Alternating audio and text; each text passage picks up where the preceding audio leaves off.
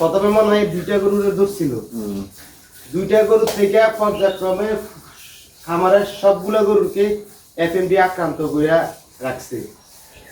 তো আপনাদের এখানে একটা ভুল হয়েছিল কি জানেন, এই যে বড় একটা খামার করছেন, খামারের পাশাপাশি একটা মনে করেন যে ছোট্টখাট্ট একটা ক্লিনিক, অর্থাৎ 2-4-5টা গরু বা 2-4টা গরু যদি অসুস্থ হইতো ওইটার আলাদাভাবে রাইখে আলাদা একটা ঘর তৈরি করলে ওইখানে রাইখে চিকিৎসা করে সুস্থ করে তারপরে শেডে রাখলে ভালো হইতো। এখন আপনারা মনে করেন ওই যে আলাদা কোনো জায়গা করেন নাই, তো একটা এফএম 2টা এফএম দিয়েছে, 2টার থেকে তারপরে যেহেতু এটা ছোঁয়াছে বাইরের জনিত রোগ, হ্যাঁ এটা মনে করেন যে মশা মাছি বাতাসের মাধ্যমে আপনার নিজের মাধ্যমে, এরপরে মনে করেন একটা খাবার আরেকটারে দিলে এর মাধ্যমে মনে করেন আক্রান্ত হয়ে যায়।